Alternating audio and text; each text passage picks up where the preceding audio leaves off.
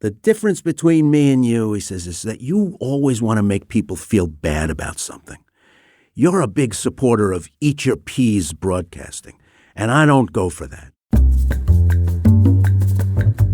Welcome to Global Dispatches, a podcast for the foreign policy and global development communities and anyone who wants a deeper understanding of what is driving events in the world today.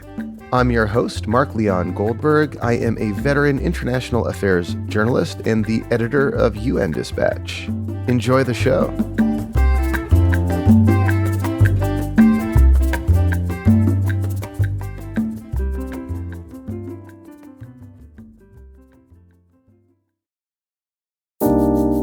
A few weeks ago, I sat down with Ray Suarez, a veteran journalist and broadcaster, likely well known by this audience. He's the host of a new podcast from the World Affairs Council called On Shifting Ground.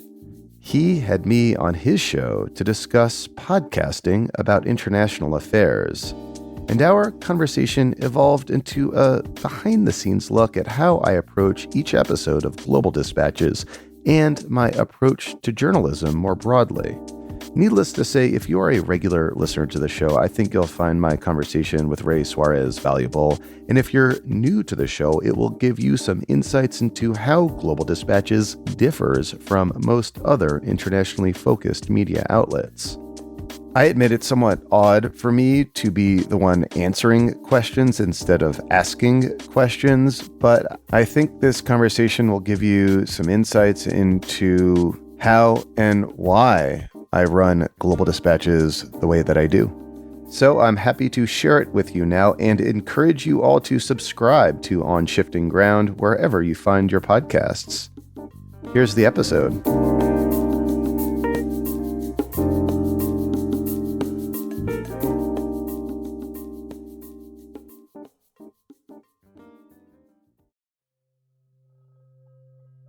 This is On Shifting Ground. I'm Ray Suarez. When a well-known podcast producer wrote a book about the form and gave useful pointers about how to start your own podcast, I decided I'd head out for the book event. The bookstore was jammed, with a crowd trailing out the door. As an old-fashioned through-the-air radio guy for much of my working life, I figured I was going to have to pay attention, even if I did joke with friends that eventually every American would have a podcast with an audience of two, the host and his or her mother.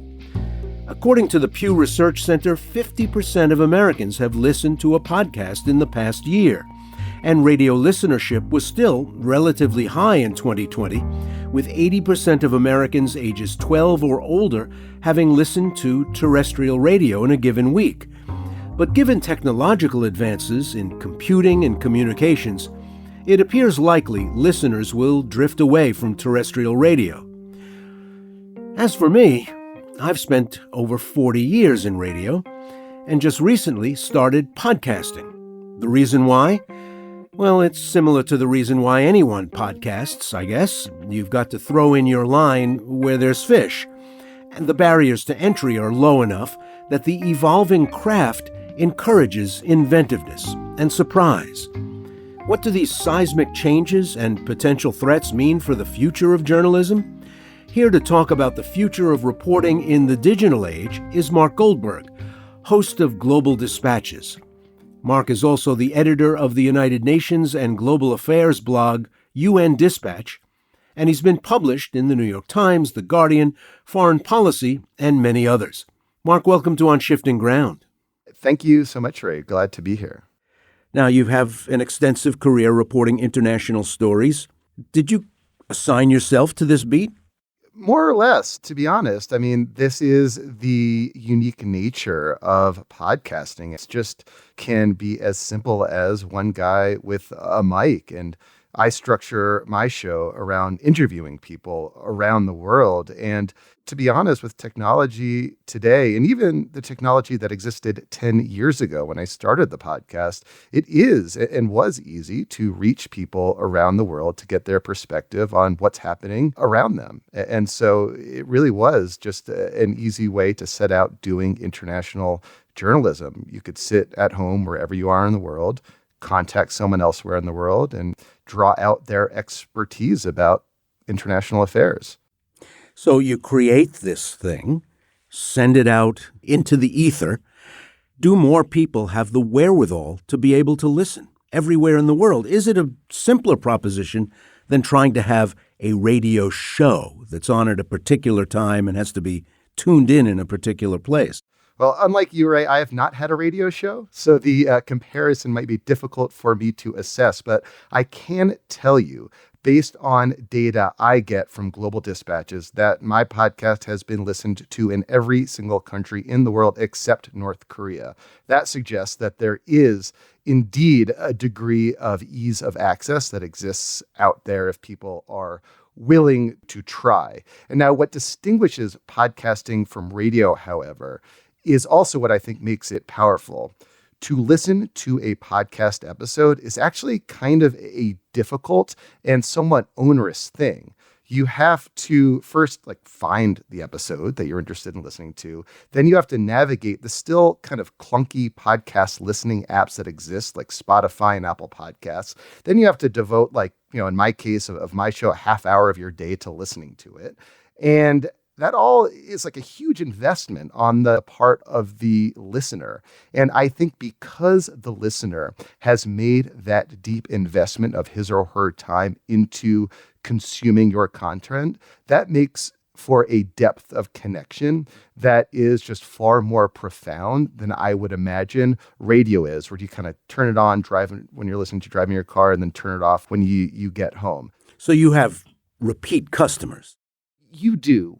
Once you've captured that listener, assuming that your content is great and excellent and awesome, which I know this podcast is, and I aspire my podcast to be, once you've got that listener, it is easy to retain him or her, again, because of the way podcast apps are structured with push notifications and the like. Getting that listener in the first place is difficult, but not impossible. And if you do it enough, you can make a career and have some impact out of it.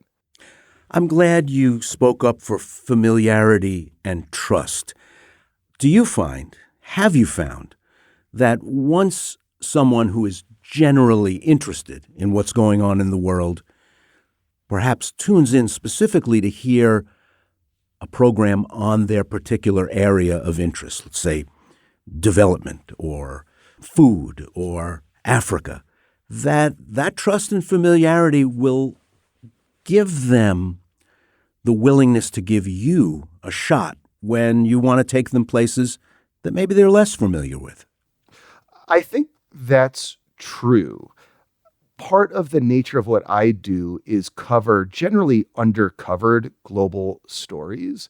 So when you have someone, say, from a part of the world that doesn't routinely get coverage in mainstream media, or perhaps someone who works in a field or a job that is somehow connected to an issue or a topic that routinely doesn't get covered by the mainstream media, but is something that I sort of often cover, they kind of take notice and they say, wow, we're actually getting some attention from the media. This is wild. What is this media organization that's paying attention to the unfolding crisis in Cameroon, say? And that will, I think, buy you some trust. And you're able to take that audience to other places around the world that are similarly, in my view, undercovered on and underreported by most more conventional news outlets. I think there may be a shallower on-ramp. If you pitched a commercial broadcaster and said, let me do you a weekly program on this. I'm already doing a successful podcast. They may find it tough to put you in the schedule, but a podcast gives everybody who's interested in Cameroon the opportunity to find you. The impetus, the momentum is in the other direction. Instead of you looking for them, they come looking for you because the world of people, the universe, the set of people who might be interested in a particular topic is finite. And in some cases, in this particular area, sometimes small. But if you can capture everybody who wants to know about the latest from Hong Kong, you're doing pretty well. Yeah, there are a number of podcasts out there that are just very niche and are able to exploit their expertise in that niche to run successful podcasts. In the case of Global Dispatches, we have something of a global remit, and we seek to cover humanitarian and international stories that many other podcasts or media outlets don't. I'd say a core of our audience are people who are professionally engaged in foreign policy and international affairs, one way or another, people who work at the State Department or in think tanks or at the United Nations. But that's not the entirety of the audience. It also includes people who are just more generally interested in international news. They have that kind of international news junkie bug that I know you and I sort of probably caught early in our lives, and they're sort of like us in that way. One thing that's been shifting underneath our feet is the amount of trust the audience has in big institutions, in government, in media, in legal systems, in medicine. I mean, we saw during the pandemic how some conspiracy theories about vaccines and about national strategies for dealing with the pandemic took off like wildfire because they're operating in a vacuum of trust where people no longer believe the places that actually exist to help them make sense of these things. They'll believe anything or anybody. Is it hard for you to work in that atmosphere of eroding trust in large institutions? No, it really isn't. Trust, of course, is not immediately conferred upon me by the audience. Rather, it's something that's built over time. And more than anything else, I think the audience that congregates around Global Dispatches trusts me to find the right people to interview on any given topic. Generally, what I do with my show is not spout my own opinion or views about a particular topic. I don't hide my opinions or views, but it's not like the Mark Leon Goldberg show. It's Global Dispatches in which I'm interviewing an individual somewhere around the world with expertise on the specific topic that we're discussing that day. And it's the audience trust in me that I will find the right person whose perspectives are useful and valuable and insightful. That's, I think, the dynamic that drives what it is that I do. As the world rises and falls on waves of crisis, do you find audiences rise and fall as well? That when they're less worried, they may be less likely to come? So I have data to back up my answer. Immediately in the early days of COVID, I did see indeed a surge in listenership to the podcast. And I think that's for a few reasons. Number one, global health is a topic that is routinely covered by the podcast. And I had done a number of episodes in the years prior to the outbreak of COVID-19 on issues related to pandemic preparedness. Indeed, I published an episode like a month before COVID titled, "Are We Prepared for the Next Big Pandemic?" And then I routinely covered the intricacies of what's happening at the World Health Organization. I saw early on that they were actioning certain processes that were highly unusual in regard to this virus coming out of China. And so I, in mid-January, did an episode on COVID, January 2020. So I did see a surge around COVID. I've also been doing this long enough to note that changes in the technology of listening to a podcast also has impacted trends in listenership. So when Apple made the podcast native to one of their Apple 7 or 8 or iPhone 7 or 8, that saw a big surge. So you see kind of structural changes as well as shifts in news crises. And also I'd say more recently, the outbreak of war in Ukraine, or Russia's invasion of Ukraine, was another moment in which you saw a surge, I'd say, in traffic to my own podcast, just based on the kind of routine nature of the kinds of things that we cover. You have a long track record as a writer. What made you do, I guess, brand extension, what convinced you that you had to open up another media front beyond just writing for interested audiences in magazines, in journals? So I came up in the early days of blogging. If you remember, way back when in the early 2000s, blogs were a new and dangerous and a medium that was threatening traditional journalism. Anyway, that was like the milieu in which I kind of cut my teeth in my early years as a journalist. And about 10 years ago, I just sort of realized that the content that I was churning out, producing on a daily basis was just very ephemeral. It had like a really short shelf life. I had recently had my first child, and I was thinking to myself, man, the stuff that I'm writing about so-and-so international controversy and a quick hit blog post is just not going to have any sort of staying power. It's not going to impact or be anything relevant to my daughter like 10 years from now when she might want to read news. And so I thought at the time, this was like in 2012, I had been listening to podcasts for a while. I realized that there was no real podcast about the kind of stuff that interests me, international affairs, news from the world beyond which the mainstream media routinely covered. And I thought, let's bootstrap a podcast about it and create content that's a little more lasting, that's a little more evergreen, and hopefully a bit more impactful as well. Have you learned anything about the sell? I've been in the news business since the late 70s. And I've found that foreign affairs in all kinds of newsrooms has often been a very tough sell, where editors and producers and executive producers have wheeled around on their heels and said to me, okay, tell me why anybody in our audience is interested in this. They give you a burden of proof that people covering the stock market might not have, that people covering the price of gas might not have, that people covering natural disasters in the Midwest might not have, and you have to then make the sell. The world has only become more complicated, more dangerous, arguably, harder to understand in that time. And I don't know, some days, whether that makes the sell harder or easier. If the world feels more threatening, if the world feels more complex, does that make what you're doing more vital or an even harder sell?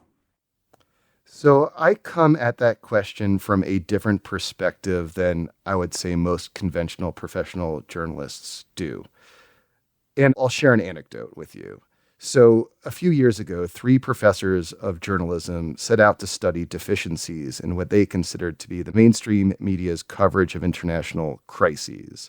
And in the process of their research, these are all academics out of the UK, they came across a small number of people, myself included, who are charting a very different course. And they noted that what we do shares many similarities to conventional journalism in terms of objectivity and independence. However, it also shares and draws on principles from humanitarianism, chief among them the idea of the moral equivalence of all lives, regardless of geography or cultural proximity. And so that leads a few of us to consider it newsworthy that a famine is unfolding in Somalia, despite the fact that there are no like hard U.S. interests at stake, or despite the fact that there's no news hook. And this group of academics identified us, and there's just a few of us that are able to do this and do this consistently, as humanitarian journalists. And I kind of like that term because it does, I think, accurately describe how I approach what I consider to be newsworthy. It's not just things that I think will excite audiences in the West. What I define as newsworthy are things that affect a lot of lives, no matter where they are. It just so happens that the news budgets of the world have thrown up a perfect example for us to discuss as a case study. Right now, rival generals in Sudan are fighting over control of Khartoum, Large numbers of civilians have died. This is a place that I can make the argument is vital to the peace of Africa. I always ask listeners to this program to pull out a map and look at the places we're talking about. Sudan borders many of the crisis points in the continent of Africa. It is a place where the world has been interested in dislodging serial, really bad governments that have really served their people badly and created instability in that part of the world. But I can think back to my days at various networks and news outlets where a boss would say, well, why should we write about two fighting generals in the Sudan? How do you answer that? So 2 ways to answer that. Number one, Sudan is important. It's a country of 45 million people. As we speak, it is on the brink of a full-scale civil war. The rival generals you just described are enmeshed in a variety of regional entanglements that threaten to draw in, propel, and drive this conflict even further. Meanwhile, this conflict is unfolding in a region that is suffering already several catastrophic humanitarian crises, including an epic drought in Somalia, and still reeling from a civil war in Ethiopia, right across the border from the region that borders Sudan. It is not at all clear that the United Nations and the international humanitarian community is able to confront another massive humanitarian crisis in this region. And so you will expect, and I would imagine, that if this crisis continues to devolve and escalate, that we will see profound shifts of people. People will become displaced internally and across borders. And just for reference, the population of Sudan today is about twice that of pre-war Syria. So you can imagine just a variety of bad things befalling both the region and the world. So that's one way to answer that question. Another is to use the platforms that we have as journalists to shine a light on this. So back in February, I did an episode of the podcast about the impending failure of Sudan's democratic transition and why it was probably likely that these two rival generals would soon be fighting each other. Kind of an early warning, I hoped, for the kind of policy audience that sometimes listens to the podcast. And then just yesterday, before I've actually published this episode, I interviewed that same person again. She was holed up with her family in Khartoum with her kind of water supplies and her food supplies running low. And I revisited those same kind of questions. Why is it that Sudan's democratic transition has failed? And what can we expect going forward in terms of how this conflict may escalate or not? And so I try to use whatever platform I have, again, to be something of like an early warning system. And once alarm bells go off, talk to the people who got it right and explain what can be done to get out of this morass. I'm sold. Of course, it's never going to be the top-rated kind of programming in the world. But do you have a responsibility, along with being informative, along with being correct and verifiable, to be entertaining? I mean, it is a form of entertainment, right? And to be honest, not all guests are as entertaining as possible. What I try to do with each episode, and each episode, as I said, is structured around like a 20, 30-minute interview. Before the episode starts, I try to chart a narrative in my head of what is the story that I'm trying to draw out of the person I'm interviewing. What sort of adventure will this person take me on? And how can I frame the questions that I ask this person in such a way that is both informative, but also compelling and brings the audience along for a ride? Once a boss confronted me and said, "The difference between me and you," he says, "is that you always want to make people feel bad about something. You're a big supporter of eat your peas broadcasting, and I don't go for that." And I tried to explain to him just how wrong he was, that we should be going for an audience that gets a kick out of being smart and actually thinks it's more fun to be smart than to be dumb. and that we'd actually do well in the ratings if we had that tattooed on our foreheads. Yeah, I mean, that's true, but there's also, I think, a way to approach international crises in particular that don't dwell exclusively on the facts of the crisis themselves, but rather, when appropriate, offers solutions to the crisis. This is sometimes called solutions journalism, and I try to integrate it into what I do as often as possible. Essentially, what I try to do and what solutions journalism aspires to do is to be like a howdunit. How is it that a crisis like this has been resolved in the past? Or what are we seeing on the ground right now that suggests a way forward beyond the continuing deterioration of the situation?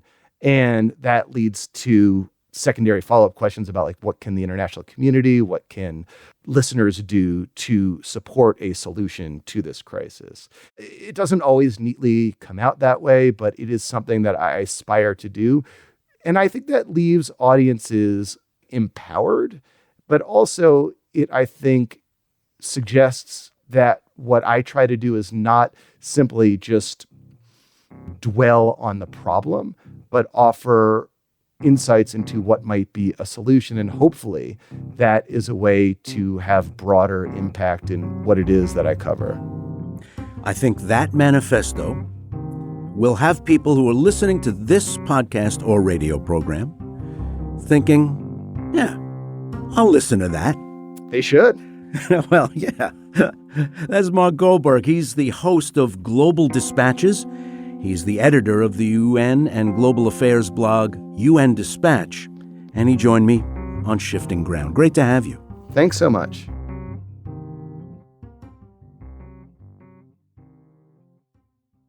You've been listening to On Shifting Ground, produced in partnership with KQED, with funding from listeners like you.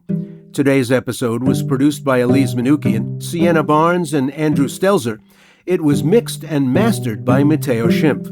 KQED's Jim Bennett is our technical supervisor. Jared Spord is our executive producer. Philip Yun is CEO of World Affairs. Our music is from Blue Dot Sessions. I'm Ray Suarez. Thanks for listening.